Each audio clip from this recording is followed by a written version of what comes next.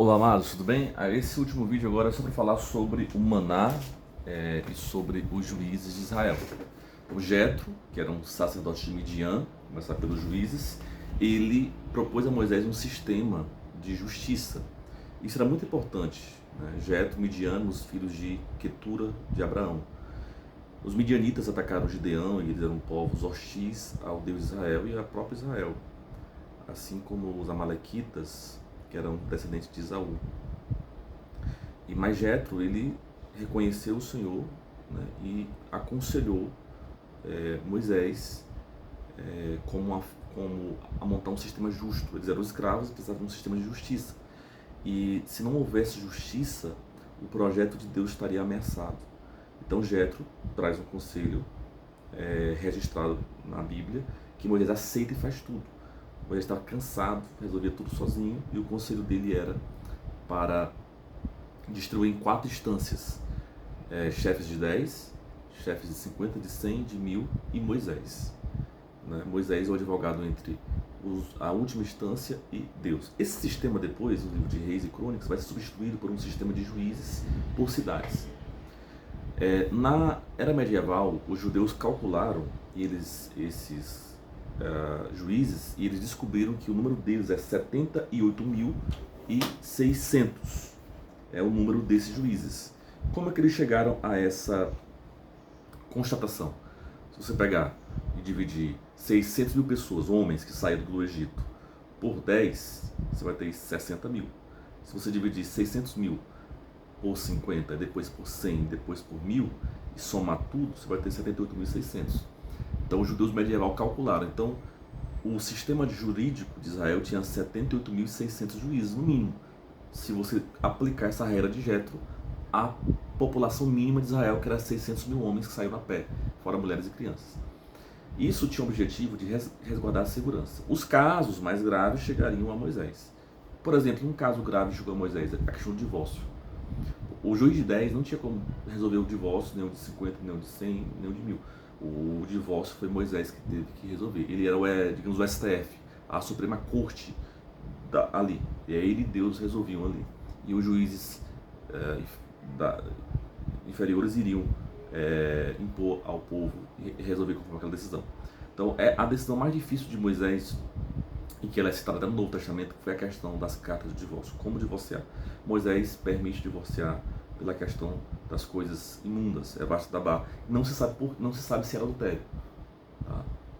E aí tem uma polêmica com os fariseus. Jesus vai então defender o casamento no Éden, etc.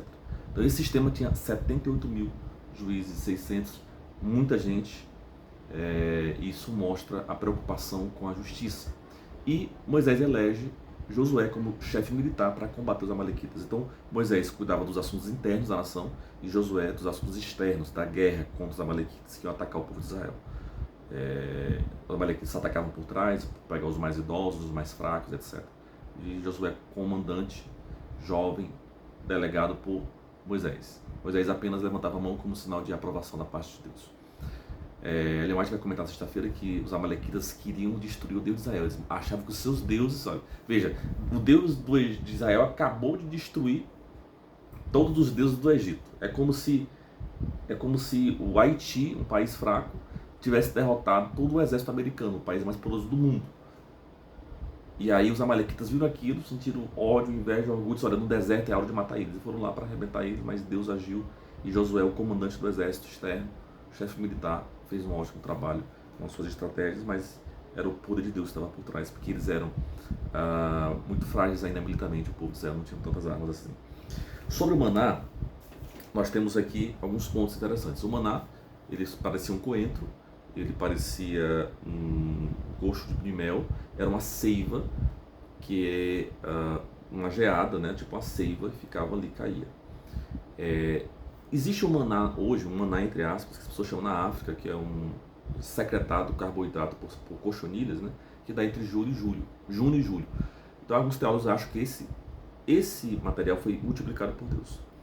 Não outros teólogos, entre aí os comentários adventistas, acham que não, que Deus criou o maná do zero, e não é aquele maná que se vê hoje ali na região da África do deserto. Não é aquele maná, aquele tipo que tem lá, tá bom?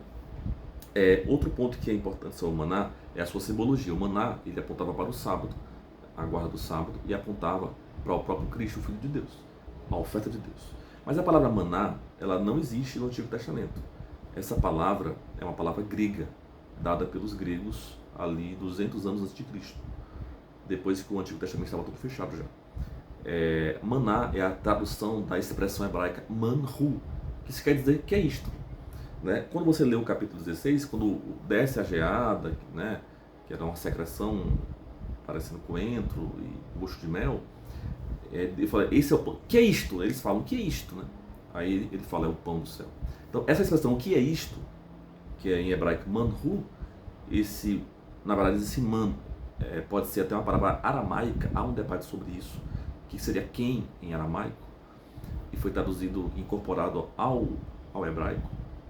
Então, na Bíblia hebraica não tem maná, tem manhu, que seria a pergunta, que é isso? Que é transformada, seria um neologismo, quase um neologismo, que é transformada num nome próprio, num substantivo, nome próprio, pelos gregos, chamado de maná.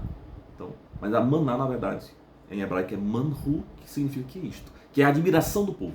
Alguns entendem que esse que é isto significa duas coisas. A primeira coisa pode significar que eles ficaram impressionados, não sabiam o que era, porque eles não eram do deserto, eles estavam no Egito, né?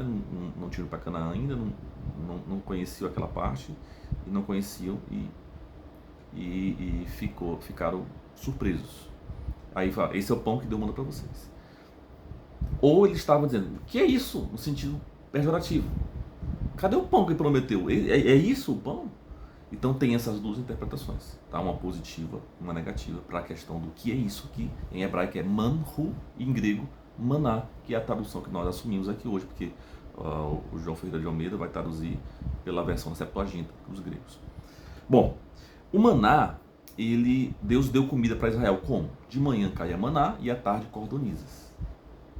Algumas pessoas aplicam isso à reforma, né? Saúde. Ellen White vai aplicar também de alguma parte. Ellen White vai aplicar no sentido de controle, de domínio próprio, de apetite, de gula. Mas por trás da gula estava a rejeição ao plano de Deus. Deus sempre dá uma dieta para o seu povo, sabe? Em Gênesis deu dieta, com Moisés, com Daniel, João Batista, e com os Adventistas do sétimo dia hoje nós temos uma dieta.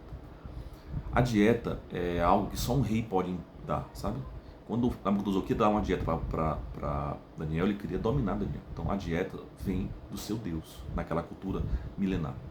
Então Deus sempre levantou movimentos proféticos com uma dieta específica. Os profetas fundadores, né, eles têm uma dieta específica. O maná, ele representava a ruptura com todo o Egito. O que tinha no Egito? Né? O Egito, em Números capítulo 11, eles reclamam que eles tinham falta do melão do Egito, dos peixes do Egito, dos pepinos e das cebolas e dos alhos. Ou seja, eram coisas boas, eram frutas.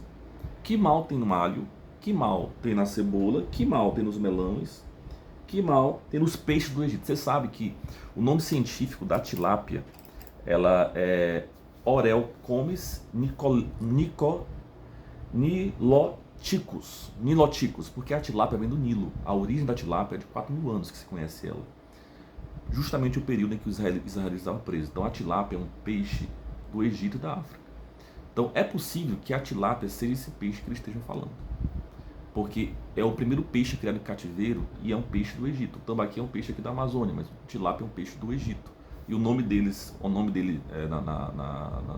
na biologia, digamos assim, na taxonomia, seria Orelcomes niloticus, porque ele vem do Nilo. Foram criados, então, eles tinham usado do peixe, não era carne vermelha, não era nada disso. Então aqui não se está discutindo questão de reforma de saúde no contexto, mas sim uma revolta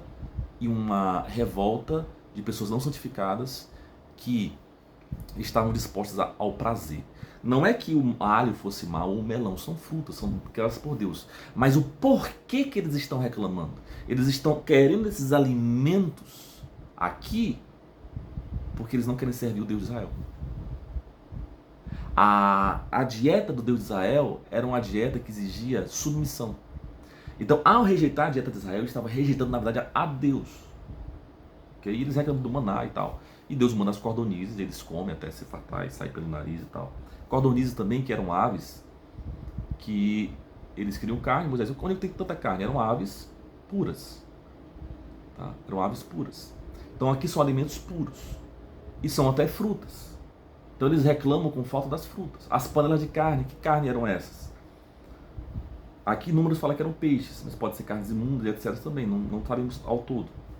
Mas o fato é que o maná era o símbolo de que Deus estava guiando eles. Era um milagre o maná.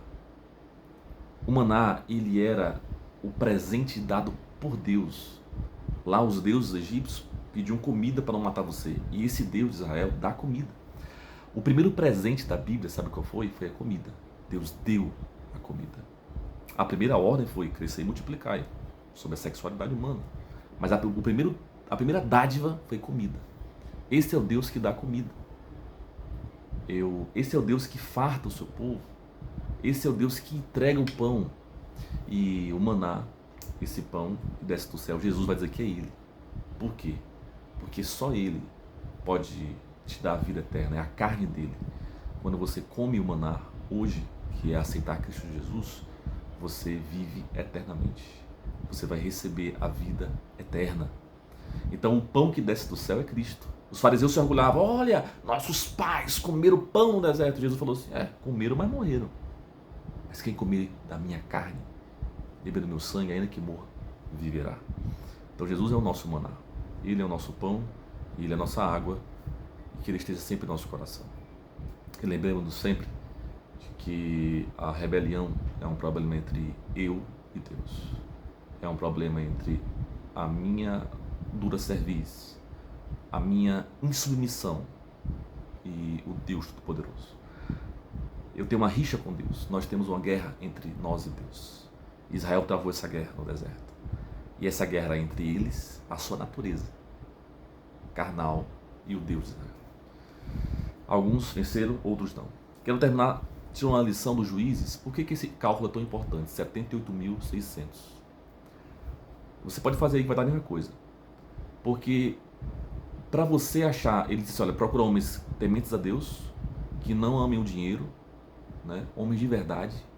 Então eram homens justos.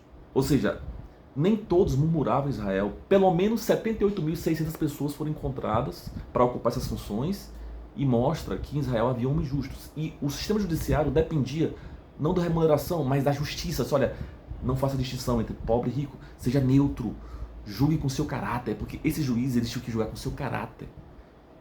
E o caráter dele dependia do caráter de Deus. Então era um sistema judicial baseado no caráter do juiz. Eles precisavam ser pessoas boas. Não era uma justiça técnica de leis burocráticas, era uma justiça do coração. Era uma justiça do caráter, da mentalidade.